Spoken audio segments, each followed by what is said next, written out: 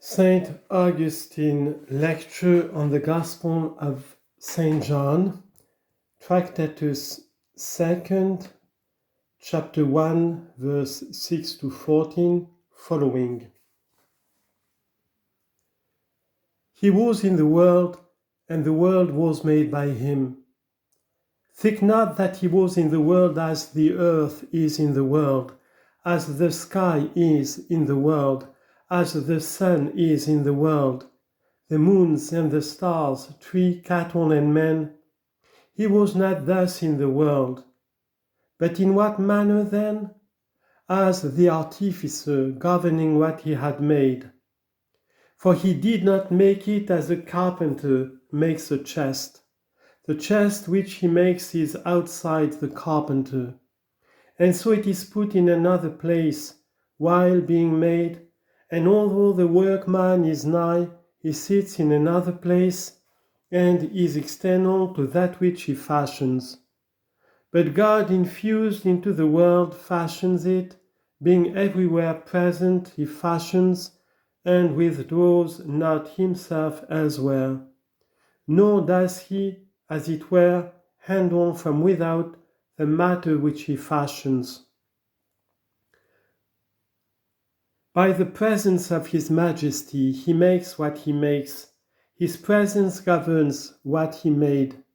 Therefore was he in the world as the maker of the world, for the world was made by him, and the world knew him not.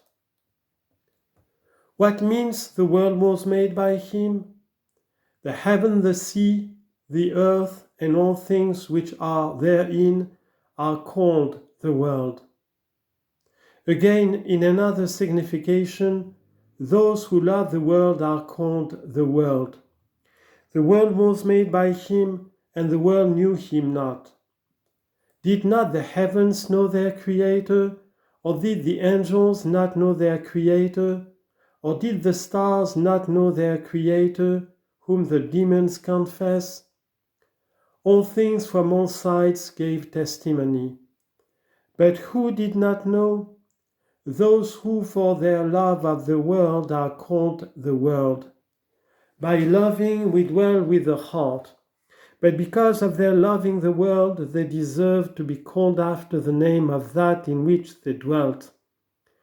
In the same manner as we say, this house is bad, or this house is good, we do not, in calling the one bad or the other good, accuse or praise the walls.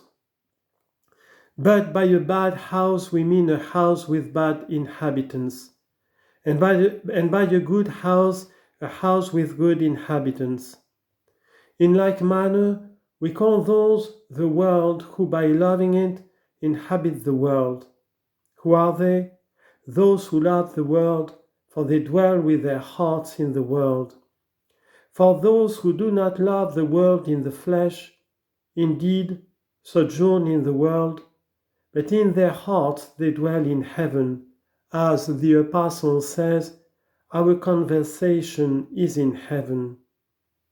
Philippians chapter 3, verse 20. Therefore, the world was made by him, and the world knew him not. He came unto his own, because all these things were made by him, and his own received him not. Who are they? The men whom he made, the Jews whom he at the first made to be above all nations, because other nations worshipped idols and served demons. But that people was born of the seed of Abraham, and, in an eminent sense, his own, because kindred through that flesh which he deigned to assume, he came unto his own, and his own received him not.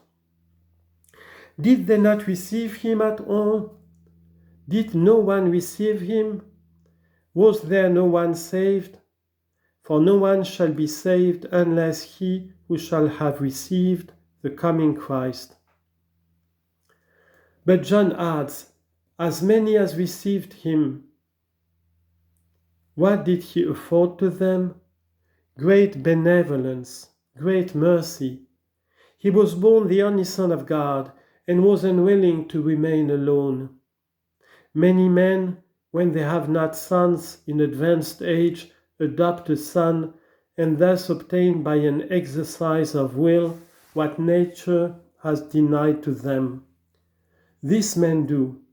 But if anyone have an only son, he rejoices the more in him, because he alone will possess everything, and he will not have anyone to divide with him the inheritance, so that he should be poor. Not so God. That same only Son whom he had begotten, and by whom he created all things, he sent into this world that he might not be alone, but might have adopted brethren. For we were not born of God in the manner in which the only begotten was born of him, but were adopted by his grace. For he, the only begotten, came to loose the sins in which we were entangled, and whose burden hindered our adoption. Those whom he wished to make brethren to himself, he himself loosed and made joint heirs. For so says the Apostle, but if a son, then an heir through God. And again, heirs of God and joint heirs with Christ. He did not fear to have joint heirs, because his heritage does not become narrow if many are possessors. Those very persons, he being possessor, become his inheritance, and he in turn becomes their inheritance. Here in what manner they become his inheritance. The Lord has said unto me, You are my son, this day have I begotten you. Ask of me, and I will give you the nations for your inheritance. Psalm 2, verse 7 and 8. Here in what manner he becomes their inheritance. He says in the Psalms, The Lord is the portion of mine inheritance and of my cup. Psalm 15, verse 5. Let us possess him, and let him possess us. Let him possess us as Lord. Let us possess him as salvation. Let us possess him as light. What then did he give to them who received him? To them he gave power to become sons of God, even to them that believe on his name, that they may cling to the wood and cross the sea.